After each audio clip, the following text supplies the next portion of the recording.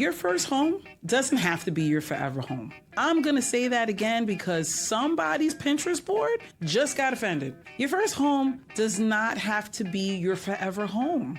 It just doesn't. And in this market, if you are shopping for your first home like it needs to be the house you retire in, host every holiday in, raise imaginary chickens in, and die peacefully in the sunroom at 94, you may be making this harder than it needs to be. Now, I'm not saying buy garbage. I'm not saying ignore your budget, and I'm definitely not saying settle for something unsafe, financially reckless, or completely wrong for your life. What I am saying is to stop confusing a smart first step with a final destination. That confusion is costing people time, money, and sometimes the chance to build equity at all. Hi, I'm Crystal, and I've been licensed for 23 years, and I'm not here to sell you on a fairy tale with granite countertops. I do not do fluffy. But what I am here to talk about is what actually helps people make good real estate decisions: strategy, timing, money, risk, and reality.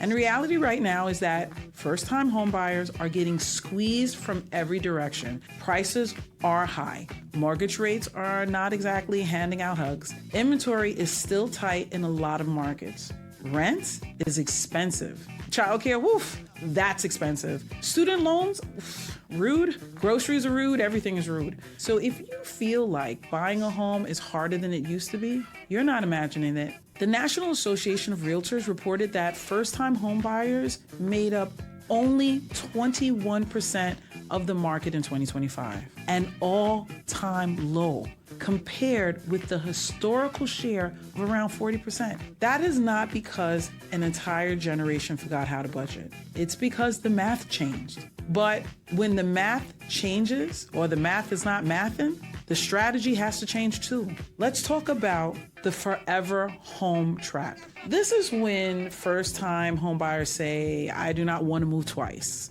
I want the perfect house now. And listen, emotionally, I get it. Moving is annoying. Packing boxes will make you question every item you've ever purchased in your life. You will find cords that belong to devices that no one has seen since 2014. It is humbling. But financially, waiting for perfect can be dangerous because while you're waiting, prices may keep moving. Rent may keep rising. Inventory may remain tight, and you may be delaying the part where your housing payment starts building your own long-term wealth instead of your landlord's. NAR has warned that delaying home ownership from age 30 to 40 could mean missing out on about $150,000 in equity on a typical starter home. Now, does that mean everyone should sprint into the market tomorrow and buy the first house with a door? Absolutely not. Please do not weaponize my words against me. What it does mean is you need to understand the cost of waiting, not just the cost of buying. People obsess over the monthly payment, and they should. The monthly payment matters. But they often ignore the cost of sitting out for 5 or 10 years because they're waiting for a house that checks every emotional box. You know, your first home is not supposed to solve every version of your future life. What it is supposed to do is to create a stable, strategic next step. Stop confusing a small first step with the final destination. Now, let's talk about why this market feels so frustrating. A major reason is what people call mortgage rate lock. Basically, a lot of homeowners have low interest rates and they do not want to give them up. Florida realtors reported that about 3/4 of mortgage holders have rates below 6%, and many are reluctant to sell because moving would mean taking on a higher rate. Harvard's Joint Center for Housing Studies also published research explaining that rate lock can reduce the supply of existing homes and help keep prices elevated, especially in markets where new housing supply is constrained. Translation? Some homeowners are staying put not because their house still works beautifully for them, but because their mortgage rate is basically a golden handcuff. So buyers are out here waiting for inventory to magically loosen, and sellers are sitting inside houses they might otherwise leave because they don't want to trade a 3% mortgage for a 6% or 7% mortgage. That is not a normal free-flowing market. That is a standoff. And when you're a first-time home buyer, you have to plan for the market you are in, not the market you wish existed. Strategy beats fantasy. This is where I want buyers to shift the question. Instead of asking, is this my dream home? Ask, is this a financially responsible step that improves my position? Instead of asking, can I see myself here forever? Ask, can I see myself here for the next season of life? Instead of asking, does it have every feature I want? Ask, does it have the fundamentals I cannot easily change? Fundamentals are like price, condition, layout, location relative to your actual life, commute, safety considerations, financing, resale potential, and whether the payment allows you to still breathe like a human being. Not fantasy, fundamentals. I've seen people reject perfectly workable homes because the kitchen was ugly, then renew a lease for another year and spend 12 more months complaining that they cannot buy. Ma'am, sir, respectfully, paint exists. And no, I'm not saying cosmetic issues never matter. They matter when the cost is beyond your capacity or when the condition signals deeper problems.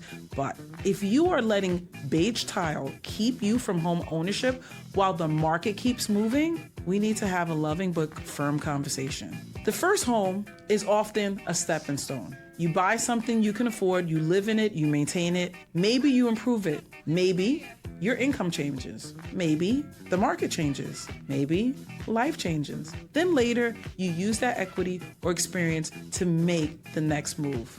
That is strategy. The forever home fantasy is making people bad at math. The payment still has to make sense. Now, let me be very, very clear because I don't want anyone using this as permission to be reckless. Do not buy a house you cannot afford just because someone says, marry the house, date the rate. You know what? I really hate that phrase. I wanted to go sit in a corner and think about what it has done. Rate matters. Payment matter.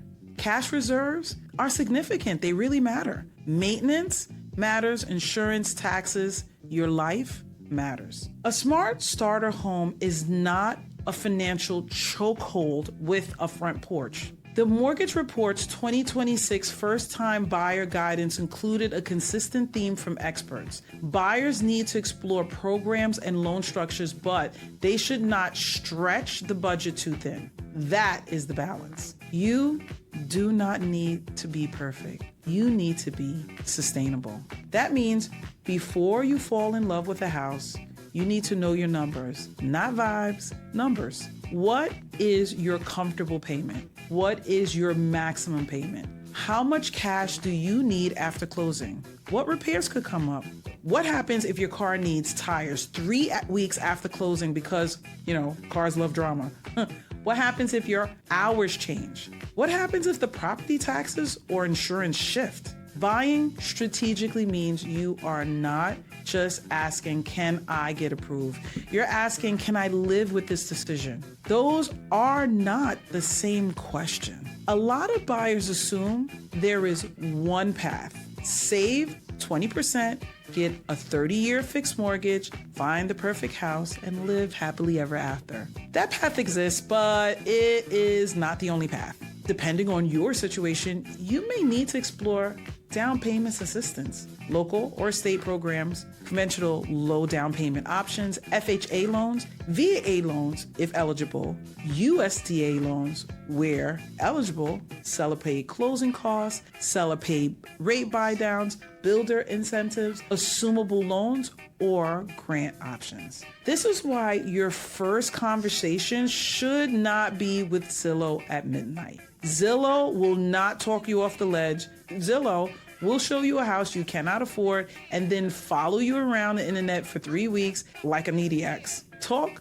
to a good lender early. Talk to a real estate professional who can explain the market honestly, and ask what programs exist. Ask what your actual buying power is. Ask what monthly payment protects your life, not just what loan amount flatters your ego. And please, for the love of all things holy and moderately caffeinated, shop the total cost. The price is not the only number. The rate, loan type, taxes, insurance, homeowners association fees, repairs, commute costs, utility costs, and cash needed to close all matter. A lower price house with terrible carrying costs may not be cheaper. A slightly higher price house with better terms may sometimes make more sense, and that is why strategy matters. Do not ask, can I get approved?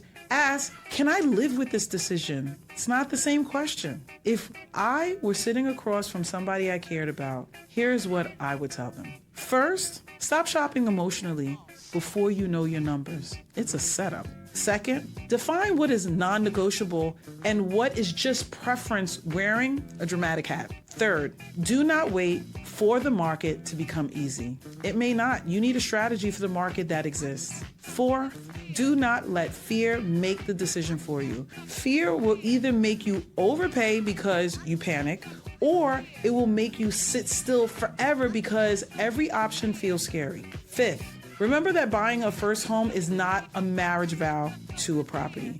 It's a financial decision inside a season of life.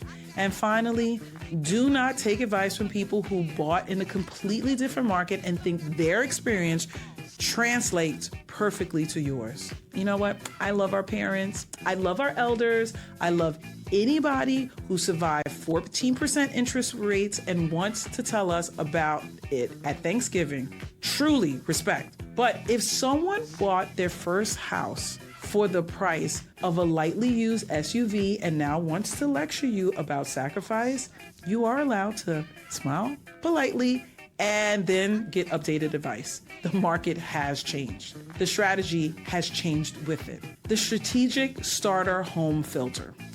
Here is the filter I want you to use. Can you afford it without becoming house poor? Can you maintain it? Does it solve enough of your current life to be useful? Does it have resale logic? Are the things you dislike fixable, or are they structural to the property? Does it help you start building equity or stability sooner than waiting for perfect? If the answer is yes, it may be worth considering, even if it does not make your heart sing like a movie montage. Your heart can sing after the closing, when your heart realizes you're not renewing that lease again. And again, this does not mean every buyer should buy right now. Some people, they should wait. Some people need to pay down debt, build reserves, repair credit, change jobs, stabilize their life, or just breathe for a minute. I am not anti-waiting, but what I am is anti-waiting without a plan. There is a difference. I am not anti-waiting. I'm anti-waiting without a plan. So here is the takeaway. Your first home does not need to be your forever home. It needs to be a wise move. In a market where first-time buyers have been pushed to the sidelines, where inventory is tight, where rates are uncomfortable, and where sellers are rate locked, buyers need fewer fantasies and better strategy. If you are waiting because the math truly does not work, that is valid. Build a plan. If you're waiting because you think your first house has to be perfect, I want you to question that and question it hard. Because perfect can become a very expensive excuse. Before you decide you cannot buy, get educated. Before you fall in love with the listing, know your numbers. Before you take advice from someone who's not bought a home in 20 years, get current information. Because before you let this market make you feel stupid, behind, or hopeless, remember this. The goal is not to win an imaginary dream home contest. The goal is to make a decision that protects your life and moves you forward. That is what real estate should do. Not impress people, not perform success, not create a lifestyle reel. Protect your life, build your options, move forward. That is the strategy. I'm Crystal Hawkins-Syska, your real estate advisor, making real estate crystal clear.